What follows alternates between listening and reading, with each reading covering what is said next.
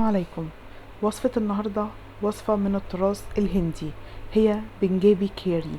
بمكونات بسيطة بنحاول نستخدم معاها الفراخ ونقدر نحولها لأكلة شهية جدا. ومعروف المطبخ الهندي بالتوابل بتاعته، خصوصا الكاري والتوابل الهندية. بإضافة نكهة بسيطة لوصفة النهاردة هنحولها من طبق بسيط لطبق شهي جدا. تابعوا معايا الفيديو للآخر ويلا نشوف هنعملها ازاي. استخدمت معلقة كبيرة من الكاري، ضفت عليها فرخة مقطعة 8 قطع، حوالي وزنها كيلو، او افخاد دجاج زي ما استخدمتها، بس اهم حاجة تكون منزوعة الجلد.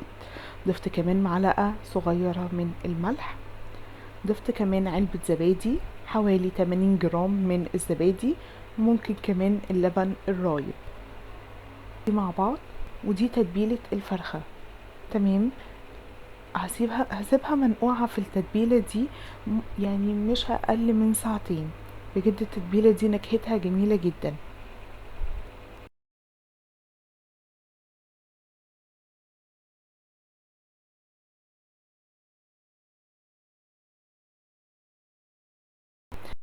هحتاج كمان ورق لورا وفصوص حبهان وقرفة، وتكون مفضلة عيدان. لو مفيش قرفة اللي هي سيجار، ممكن نحط باودر زي ما نستخدم.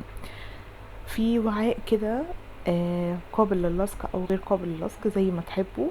حطيت حوالي ربع كوبايه، 3 4 معالق كبار كده، سبتهم يسخنوا. بعد كده نزلت دي وقلبتها لغايه ما سخنت هي كمان.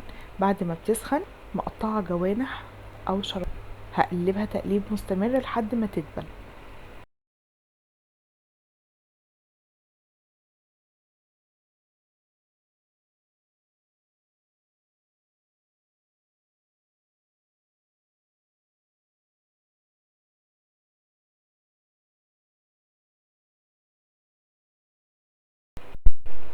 هضيف عليها معلقة كبيرة من الثوم الفصوص اهو مفروم.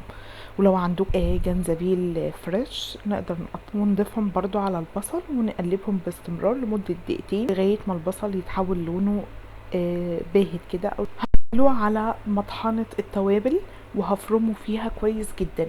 ليه مطحنة التوابل؟ لان التوابل اللي انا حطاها صحيحة، فعشان تطحن التوابل معايا. ده شكله بعد ما طحنته. رجعت تاني لنفس الوعاء اللي انا كنت بقلب فيه، ضفت شوية من الزيت ورجعت ضفت البصل بعد ما فرمته في المطحنة بالمنظر ده.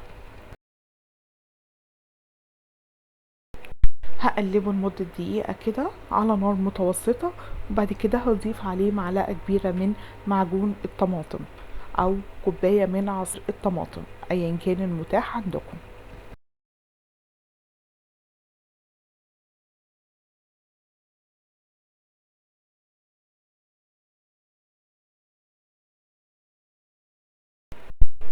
الاكلة دي متميزة بان هي صوص ما بين الاحمر وما بين صوص الكاري، يعني مزيج ما بين الاتنين. بس اللي بيضغى عليهم فعلا جدا هي نكهة التوابل الهندية، ودي معروفة جدا ومميزة جدا في المطبخ الهندي. هقلبهم كده باستمرار. وبعد كده هضيف حوالي كوباية من المية، مية عادية جدا.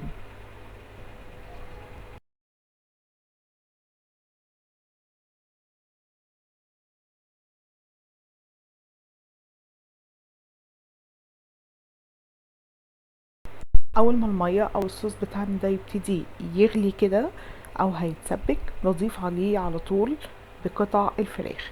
انا هنا مستخدمة افخاد دجاج وقطعتها بالمنظر اللي انتوا شايفينه. تقدروا تستخدموا اي جزء من الفراخ انتوا تفضلوا. كمان ضفت باقي الصوص التتبيلة اللي انا كنت متبلاها بيها بالمنظر ده. وضفت طبعا معلقة كبيرة من البهارات الهندية او بهارات الجرام مسلة او بهارات التندوري، معروفة بكذا اسم. كمان نص معلقة صغيرة من الفلفل الاسود.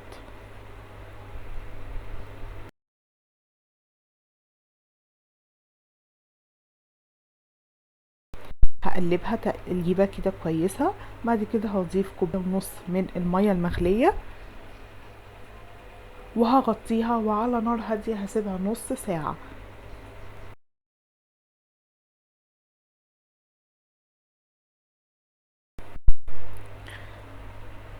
ولو حسيتوا ان الفراخ استوت بس لسه في صوص كتير او في ميه كتير، بنخرج الفراخ ونخلي زي ما هتشوفوا دلوقتي.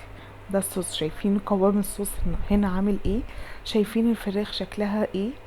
بجد والله يا جماعة يعني جددوا في وصفات الفراخ وجربوا الوصفة دي، مش هتندموا بجد، هتعجبكم، واي حد هيدوقها من ايديكم هياخدها يعني هيسألكم فعلا عن سر.